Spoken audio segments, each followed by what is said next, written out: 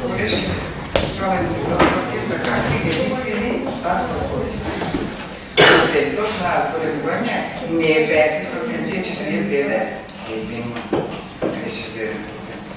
И процентът от 67% за неподвижните лица, това е неистината, која што е кажа. Истината е дека договорот кој што ова советничко мнозинство го изгласа и го подпиша градоначалникот Талиски, дека цените можат да се коригираат, да се врши корекција, само по објавување на извештај на Државниот завод за статистика за порастот на животните трошоци во минатата година, а не од ниво да се изискува 67%. Како тоа шок наеднаш се повикува во образложение на овај договор, а истиот го фрлате во водата. Не го почитувате. Како тоа одеднаш 67%? Кумулативно. Може кумулативно. Така наведен. И сега, кога веќе толку сте запознани со овие работи, вие ве молам да ми одговорите.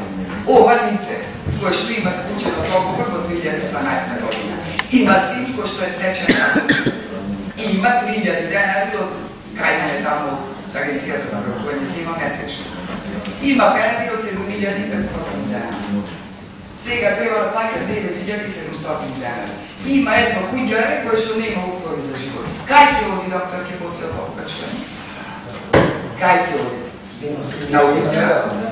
Ама бајда синот ќе сега да умреја. Има 3000 денари. Синот не ќе сега мајка. Немојте ме молам. Синот нема услови да плаќа, има 3000 денари четворочлено семејство. Значи мајка ќе се врзува во мајка? Има место каде да живее, не може да добива социјална помош. Како ќе? Знаете колку се вакви? Еден куп се вакви. Што има примање со минимални пензии од 6000 и 418 денари. Ако има пензија, како што вие кажувате, 36.000 денари, нема да оди во старското осигурање. Туку ќе оди во приватни домови, каде што има многу подобри услови, или ќе си обезбеди допашна нега, не е зависен тој кој што има пари ни од СДСМ, ни од ВМРО за тоа. Ќе си обезбеди тој начин. Зборуваме за луѓе, најголемиот процент од овие се лица со ниски пензии, на кои што нема да им го страшува ова. И друго, лицата кои што склучуваат договор, како што е овој случај, подпишал договор за 6500 пред една година, денес да плаќа. И во договорот до душа, во членот 3 стои и прифатил овој жителникот, давателот на услуги, значи Сюрајдер, го задржува правото да врши измена на цената за издржка на брзоснова калкулација, коригирана за објавени зголемување на трошоците за живот. Е 3,30 зголемувањата на живот. Јас предлагам година, ако е изборна година, дајте сега сите да се договориме и да изгласаме зголемување од 3,3%. И в година пред избори, повторно, согласно оно што ќе го извади Државниот завод за статистика, да ја коригираме цената. Ако се зголеми, да ја зголемиме, ама ако се намали, да ја намалиме. Значи не може думо да измислуваме сега одеднаш. Значи 5 години наназад, Домот работи со добивка од околу 3 милиони денари и е во супер финансиска кондиција и сега одеднаш нема средства и треба 67 или 49 се измилиони 50 за покачат с некои дипломи. Тајте ме мола. Значи, уште едно спомнавте болничко лекување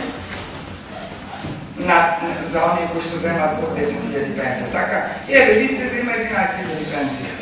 И е неподвижно лице. Сега треба да плаќа 12.700 кусур.